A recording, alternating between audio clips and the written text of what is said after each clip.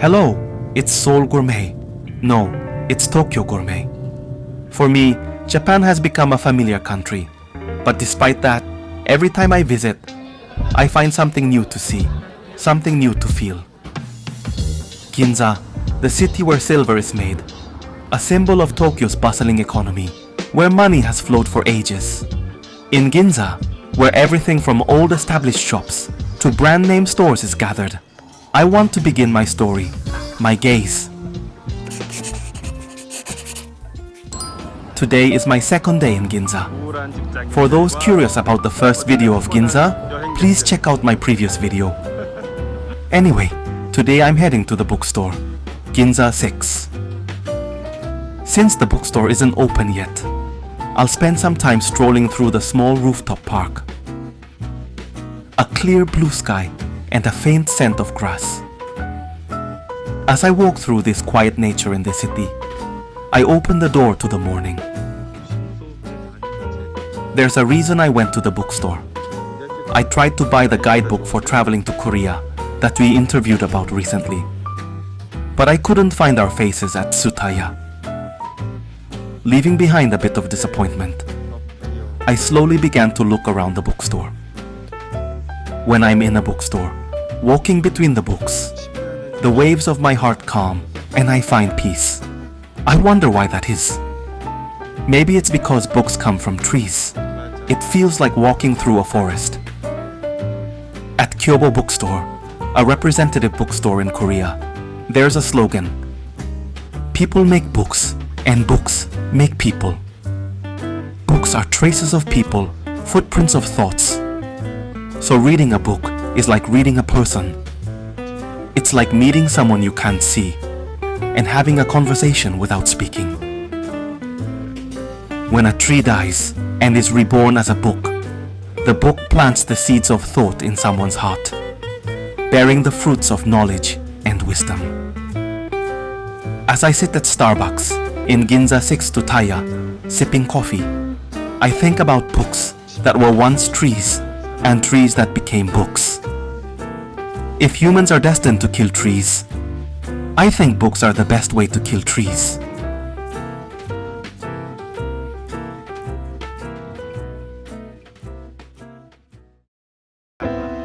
Whenever someone tells me they're visiting Tokyo, there's one place I always recommend. It's a restaurant I once introduced in a video, a place that serves the most delicious oyakodon I've ever had, Marukatsu. The chef works alone, so the line is always long and the food takes time to arrive. But when a dish is this good, even waiting becomes a joy. Fluffy, fresh eggs, and tender Nagoya chicken, umami-packed soy-based sauce, it's simply exquisite. There's no need for elaborate descriptions unlike in high-end restaurants. One bite is enough to let your body understand. This is a bowl of pure, undeniable perfection. The restaurant itself is almost silent, making conversation difficult. But in that quiet, you find yourself entirely immersed in the experience of the meal. Some may claim there's an even better oyakodon out there. But for me, this dish is already so perfect that I can't imagine needing anything more. A place I've been and I'll return to again, Marukatsu. While booking a hotel in Ginza, there was one place that excited me the most, Café de l'Ombre. Established in 1948, this is a true classic. Most old cafes tend to be more like kisaten, but here, they serve coffee with real craftsmanship. They make a nail drip coffee, a method rarely found in Korea. Of course, in this day and age, there are plenty of places to get good coffee. But I have another reason why this cafe is special to me. According to the owner, the cafe has a story. In 1945, the founder was working in the movie theater business. But after the war, his company went bankrupt. A coffee lover himself, he realized there were almost no places in Ginza where one could drink truly good coffee. So he decided to make it himself. At the time, The most expensive coffee in Ginza was 90 yen, but he boldly set his price at 100 yen because he believed his coffee was the best. People whispered that his cafe wouldn't last a week, but fortunately, word of its quality spread even faster. Customers were overjoyed, saying, "For the first time since the war, I can finally enjoy a good cup of coffee again." And now, 75 years have passed. As time went on, people began to ask him, "If you were making the finest coffee of that era, why didn't you open your shop on the main street?" He answered, "In Ginza, there has always been a saying, if something is truly good, customers will seek it out and find it, no matter how much of a maze they have to navigate. I simply believe the same." Coffee made with heart, the most exquisite coffee jelly, bitter yet sweet, playful yet serious, light yet deeply flavorful. A taste that today's Instagram-worthy cafes can never replicate. It's as if an old man were telling you, this is what truly interesting really means. A cup of coffee, like a nostalgic tale from a grandfather who has seen Ginza through the ages. And I choose to believe in that story. That is why I truly love this cafe. As the sky darkens, hunger returns. Nighttime is precious when traveling, so I wandered into a yakitori shop near my hotel. With fire and good drink, the night never feels too dark. The only thing to fear is a lightening wallet. I ordered everything that caught my eye: thigh meat, tenderloin, neck, kushikatsu. But to be honest, I barely remember what I chose. What I do remember though is the sizzling, smoky, perfectly salted yakitori. Unforgettable. When the richness started to weigh on me, I reached for tomatoes and cabbage. A kind of magic, instantly cleansing the palate. Sitting before the flames, eating meat on skewers and fresh vegetables, I couldn't help but think, are we really any different from those who lived 10,000 years ago? By day, we hunt, whether in the wild or in the office. By night, we gather with friends, revitalized by food cooked over fire. Perhaps the secret to happiness lies in something primal. Stepping out into the night, warm from the fire, and a little drunk on sake, I feel ready to hunt a mammoth tomorrow. Because in the end, fire is the greatest chef of all.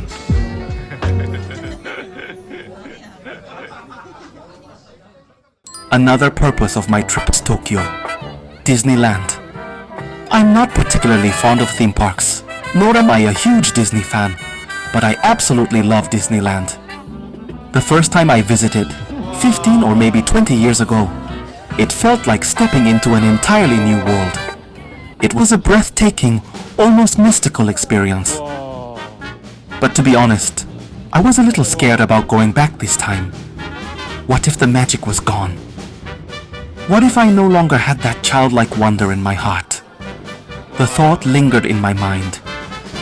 But then, I stepped into Pooh's dream, venturing in search of honey with a timid piglet and a playful tiger by my side. I entered the castle of Beauty and the Beast, where a singing candelabra and a dancing teapot welcomed me into a magical waltz. Before I knew it, a joyful sigh escaped my lips. I felt like a 10-year-old child again, begging my mom to rent Disney VHS tapes, like I had stepped into the very movies I once watched.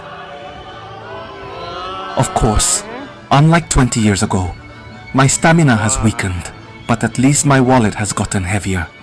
No more waiting 2 hours for a fast pass. No more worrying about a 1,500 yen lunch. And yet, we still gasp in awe at the sight of Cinderella's castle. We still smile instinctively when we see Mickey Mouse. A dreamlike feeling, a smile that never fades. No matter how old we grow, there is always a small, pure, delicate child living inside us. After all, adults are simply children with more years behind them. And sometimes, Even adults need a moment to embrace their own childishness.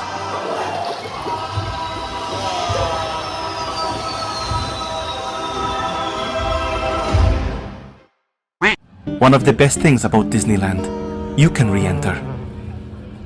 For aging Peter Pans, a long adventure can be exhausting. As night fell and the air turned cold, we found ourselves turning back into adults. Adults who simply wanted a warm bowl of soup.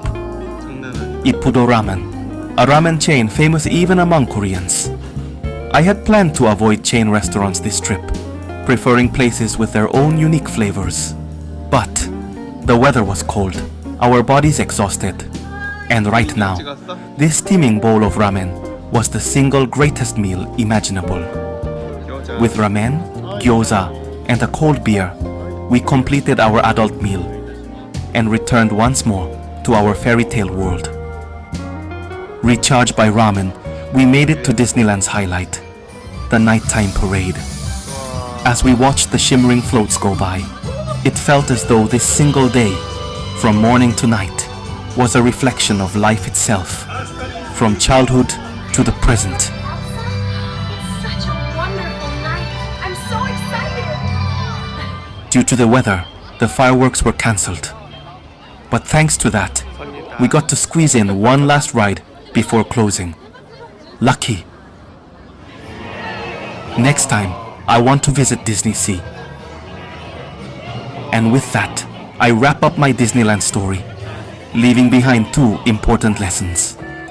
Even as adults, we can still embark on great adventures, and every adventure needs a warm bowl of soup, a dreamlike feeling, a smile that never fades. Disneyland.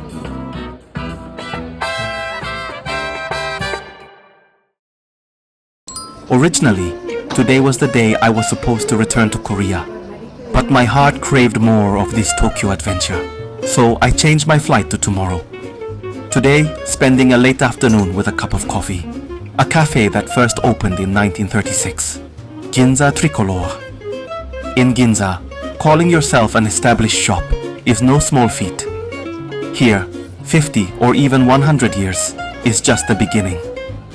It carries the dignity and elegance of an old gentleman. I ordered an antique blend coffee, cafe au lait, and a sandwich.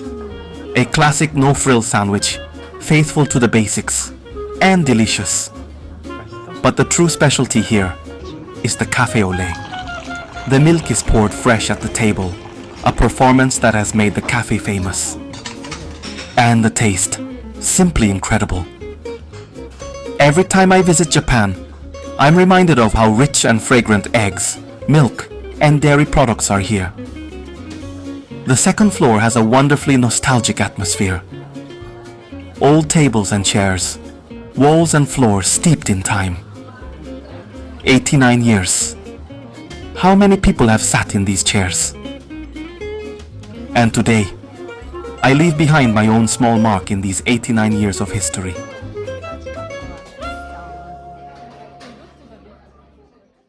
Before leaving Ginza, there was one place I absolutely had to visit.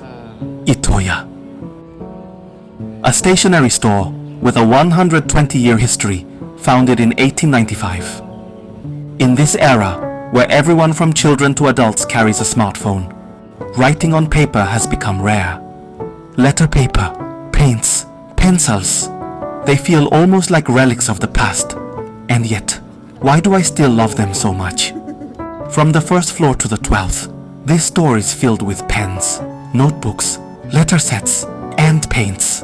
And to me, this place is far more special than any luxury brand boutique. More than a smartphone where words disappear with a single tap, I prefer a letter where each word is written slowly and thoughtfully. More than digitally copied colors, I prefer crayons and paints where textures can be felt with both the eyes and hands. Here, you learn that the world is filled with countless shades of color, and that within them, you can choose a color that is truly your own. Here, you feel the weight of thoughts and emotions that build up in your mind before the pen even touches the paper. Here, you realize that across 100 years, a grandfather and his grandchild can share the same memories, continuing the same traditions. And that is why this stationery shop still exists.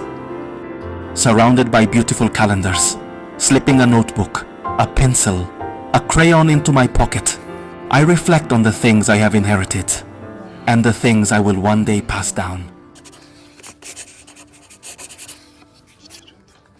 Hello, it's Tokyo Gourmet. Today, I'm introducing a restaurant so incredible that I can proudly make this declaration. If I had to choose the best meal of my entire Tokyo trip, I wouldn't hesitate for a second.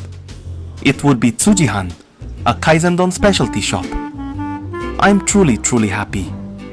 I've just added another must-visit restaurant to my Japan food list.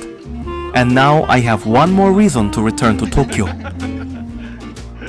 When you order a kaisendon, the meal begins with 3 pieces of maguro sashimi. But you can only eat one. The other 2 must be saved for later. Leaving such delicious food untouched, that's pure torture. But sometimes, for a greater happiness in the future, we must endure a small sacrifice in the present. Once the kaisendon arrives, you drizzle it lightly with soy sauce. I'm not the biggest fan of ikura, so I ordered the basic kaisendon with an extra topping of uni instead. And the moment I took my first bite, I regretted it immediately. Here, you must order the special kaisendon with uni, crab, and ikura, everything included. And of course, adding extra uni is a necessity. The fresh flavors of maguro and sweet shrimp dominate your taste buds. The pop of ikura adds an irresistible texture. The creamy, melt-in-your-mouth uni completes the experience. I was completely overwhelmed by the taste of the ocean itself. This wasn't just the best kaisendon I've had in Japan. When about 1/3 of the rice is left, it's time for another moment of patience. Even if you want to finish it all, you have to wait. When you ask the staff, they pour a rich, flavorful taidashi over the remaining rice. This is when you add back the 2 pieces of maguro you saved earlier. A thick, warming soup with lightly poached maguro melting inside. It's insane. There are no words to describe it. It's a flavor I've never had before. This is the kind of food that proves Tokyo is a true gourmet city. The main Nihonbashi branch has a crazy long line, so I went to the Arc Hills branch in Roppongi instead. At 7:30 p.m. on a Sunday night, I only had to wait 15 minutes. I'm explaining everything in such detail because I really want you all to try this place. I hope this video helps as a reference. For the first time in a while, I feel like I've truly fulfilled my duty as a food channel creator. My score, 6 out of 5. It's finally time to return to Korea. Last night, I even made sure to fully enjoy the convenience store experience. A perfect trip from start to finish. But there was one thing I didn't get to eat this time. Tonkatsu. I'll save tonkatsu for my next Japan trip. But in the end, I gave in and had tonkatsu at the airport. I mean, how could I leave without it? What makes Japanese tonkatsu shops so special? 1. The overall quality is consistently high. 2. You can also get incredible katsu variations like ebi katsu and kaki fry. And so, with one last perfect meal, we wrapped up this journey in the best way possible. Why do we travel? Some might say, to escape daily life and refresh. But for me, I travel to see new things, taste new foods, and expand the map of my mind. Unfamiliar scenery, clothing, and languages enter through my eyes and ears. And suddenly, I realize just how narrow my perspective of the world had been. Humans are creatures who fear the unknown. But once we understand something with both our minds and our hearts, we begin to see the world differently. Many things in life become simply, that's just how it is. In that process, we may rediscover a forgotten part of ourselves, or even catch a glimpse of who we want to become. If we can break down the walls of our own beliefs, then respecting what lies beyond them becomes an act of self-respect. As always, this Tokyo trip was incredible. I'm happy to say that my mental map has expanded once again. See you next time, back on Seoul Gourmet.